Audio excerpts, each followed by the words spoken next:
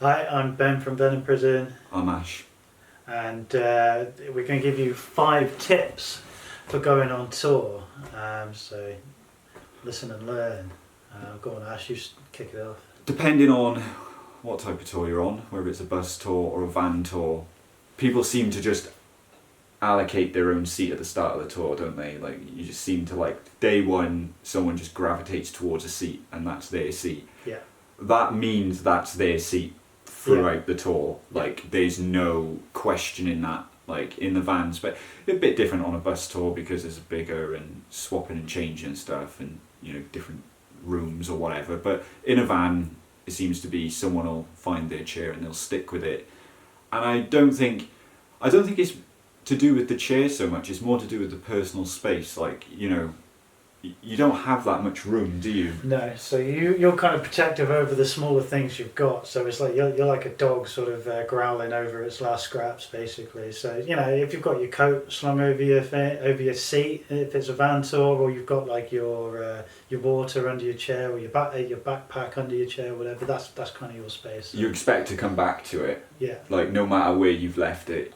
Yeah. Sorry, no matter where you've Where gone, no matter where you've left the chair. Yeah. I mean, if you really like it that much, you can take the chair with you if it's removable. Because we've had chairs held down with cable ties before in vans, so that's been fun. So I think someone did that before. Yeah. Took their chair with them. Oh, I mean, yeah, just take wherever your chair is. It's your chair. And it's the same for a bunk, isn't it? Yeah, like, it's just people's personal space, and I think kind of. It's the only thing you kind of go back to it's the only familiar thing on a tour, isn't it?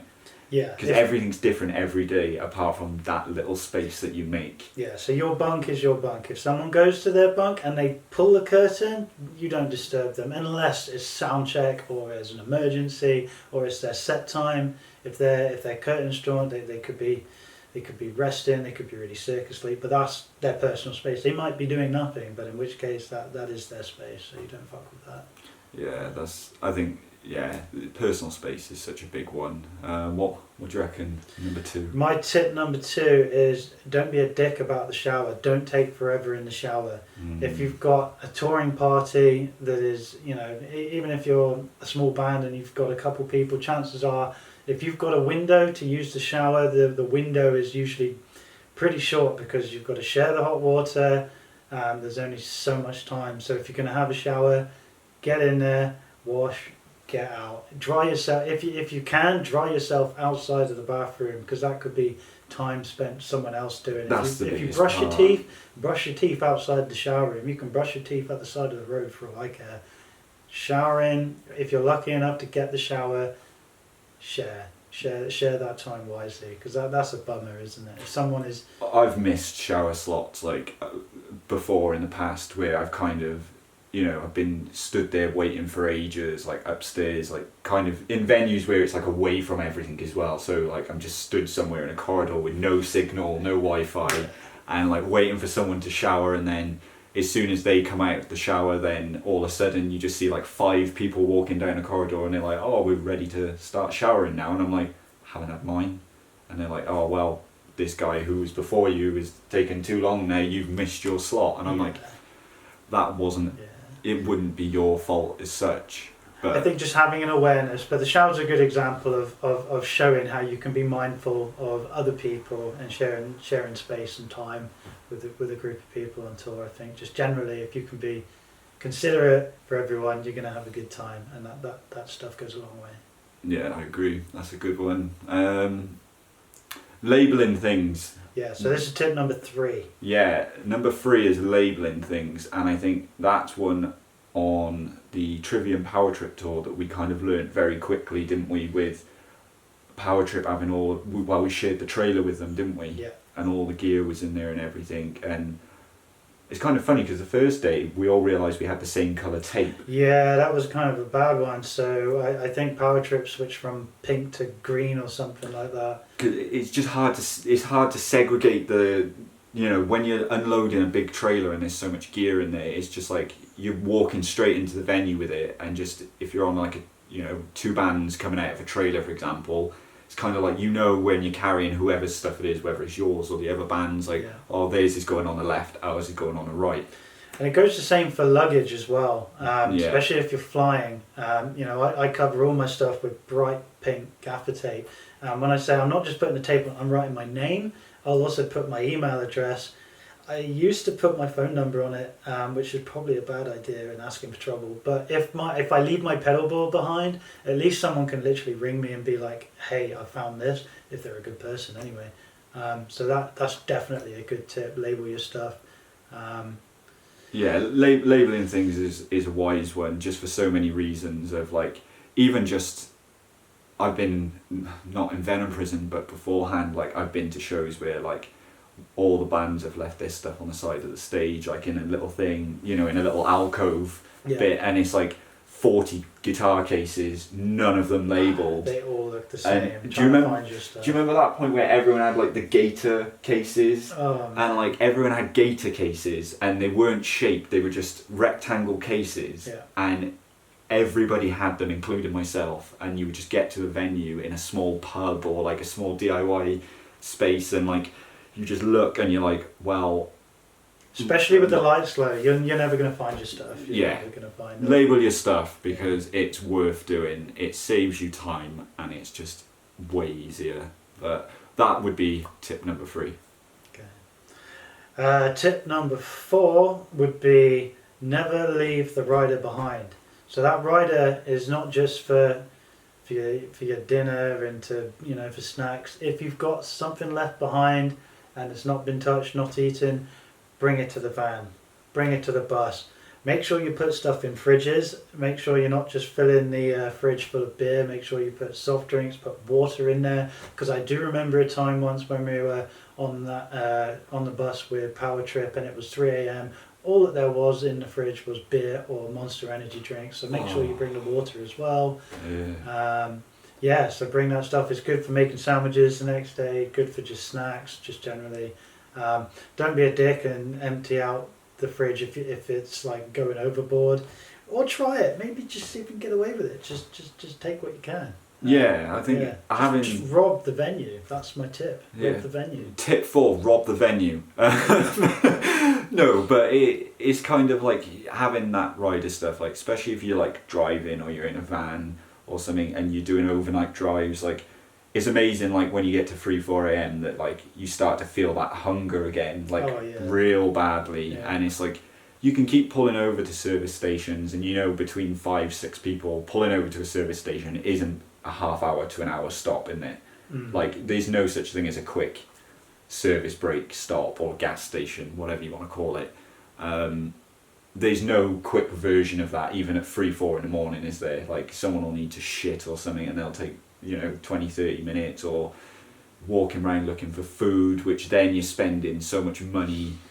Yeah, that's the thing. I mean, that rider, the budget for that's accounted for your band if you've done it properly. So that's your food. So just because you can't eat it all then and there. I mean, it seems so obvious. I'm sure everyone does this, but actually, I don't think it did occur to me once. I think I've done tours and kind of just left stuff there thinking, oh, well, didn't eat all of it. But yeah, take it to the bus. Always take it with you. It's just, you never know. Like, especially like when you're on, like, especially in the US where you're not really coming across like gas or service stations very often.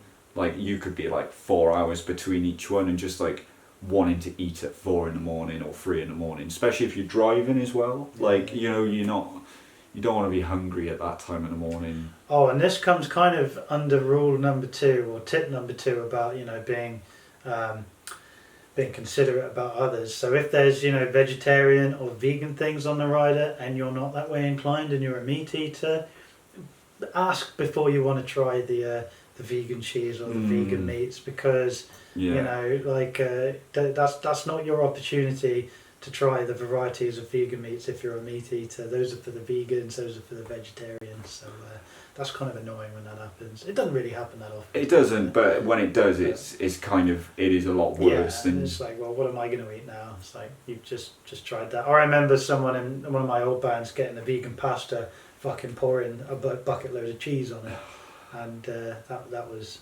funny. But also not funny when you got nothing. When you got nothing. So don't leave the rider behind, and be mindful of others about the rider too. Tip 5. So this is like a joint one, isn't it? So we were saying you've got to remember whose tour it is, and by that, that's not like us being really big bollocks saying it's our tour. That's kind of, you've got to kind of think what role is your band here to do for the band. Are you an opener? Are you a main support? Or are you the headline? So if you are being an opener, you are an opener. You're not there to be, that band has put the whole tour together for you. That tour manager, their job is to make sure everyone's being taken care of, making sure that everything's coming together. So go with the flow, be respectful of that. Be respectful of the headline band. There's a degree of shit you can eat. With that being said, that doesn't give people the right to be a dick to you, and that doesn't give you the right to not stand up for yourself at the same time. But you should definitely be mindful of what your role is. I think especially if you're like an opening or support, ultimately the headline band is the band who put this together. That's who the guys are here to see. That's who the fans are there to see. So, I think it's something that gets forgotten a lot. I think, especially like these days, it feels like it's really not so much bands, but even like people attending where they're like, oh, I'm going to leave before the last band, and it's like, you realise what you pay for and what you go in for is essentially for that last band. Yeah. And like people are like, oh, I'll skip the last band or whatever, and it's like, if it wasn't for that band, that event that you've attended wouldn't be a thing. So it's just like, it is just being respectful, isn't it? Like, yeah, and it's kind of just taking a breath before you kick off about something and think about the bigger picture. I've definitely been guilty of having a whinge or having a moan because someone didn't want to break down a drum kit, and you've got a small amount of space on stage. But at the end of the day, if you're opening, you're on their tour, and you might have to use some gear that you're not entirely used to. Some cabs might not be your first choice. You just kind of got to kind of deal with it. And I think I've probably been a dick about it in the past, but now as you get older and a bit more experience over touring, you kind of realise you are part of the big picture. So you kind of need to chill out a little bit. I think that is like, with like the kind of like opening acts and like thing, that is kind of where you start to see what the grinding of being a band is really about, because it's like you're not performing with it catered to you. You're performing with essentially like what you have as the resources in front of you. Like if this band is willing to share their cabs with you, which some are kind enough, it ain't going to be your pick. The cabs are the cabs they want, Yeah, and you should be grateful, you didn't have to wheel out your own cabs. And that happens a lot though, doesn't it? Yeah. Where like the headline band or like email, a support or the opener saying, guys, we've got this drum kit make and model, we've got these cabs make and model, and then the opening band will like email and be like, hey, we don't use those cabs, and it's like, well, guess what, you are now. So all that kind of being easy going with the flow, it goes a long way. It doesn't matter, your band could be shit hot, blowing up real big, but if you get a reputation for being a nightmare to tour with, you're not going to get too many tour offers as it goes. So just kind of, you got to be easy going, and don't eat shit at the same time, but try and go with the flow a little bit. It goes a long way. Yeah, and I would say there are definitely 5 tour tips that aren't as typical in my opinion. Like, it's not like don't forget your socks. Like, to be fair, saying don't forget your socks on a tour is like waking up in the morning and forgetting your socks going to work. You just don't do it, you know what I mean? It's not a tour tip. A tour tip is things that I feel that are things that you learn once you've kind of done it, where like you would go into it so almost ignorantly, wouldn't you, and be like, what do you mean I can't put my amp on top of your amp? And then like one day you are finally in that situation where you own an amp that's really important to you, and someone does it to you, and you're like, can you not put your amp? I think if you've been the opener and you've had to be respectful of those things, and you've had to kind of give a little bit, it's not gone as smoothly as you want, you would have liked 5 more minutes on sound check, that it makes you a bit more considerate if you then go on to do your own tour, your headline tour. And I think it gives you that rounder picture. Maybe those people who have been trod on at the bottom before, or bullied around by a tour manager from a headline band, it makes you a bit more considerate perhaps when you're in a more headline position, I suppose. So it comes full circles, and kind of what's the phrase? What comes around goes around. You know, be cool to people, and they'll be cool with you. That is, yeah. So quickly recap. So the first one, respect the chair or the bunk, and then the second one is don't shower for too long. Be mindful of space. Your one was to label everything. Everything. I think label everything. Don't leave your rider, and remember whose tour it is. Just be respectful, be mindful, be aware there's, you're going on a tour and it's not 5 people, it's like 25 people. Yeah. That's a lot of people to there's a lot of people to interact with, isn't it? Yeah. So they're all not gonna have the same thought process as you. They're gonna do things a little bit differently. So just because it's and you never know what's going on with people. If someone's having a shit day and they're in a mood, you don't know what's going on at home with them. Just be cool with them.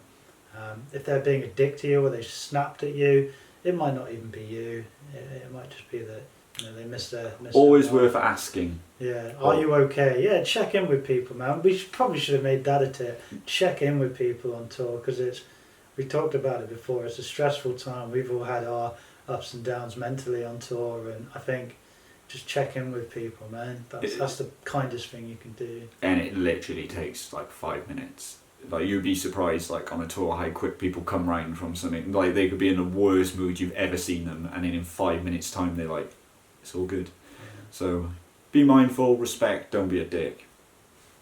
Nice. Million tips.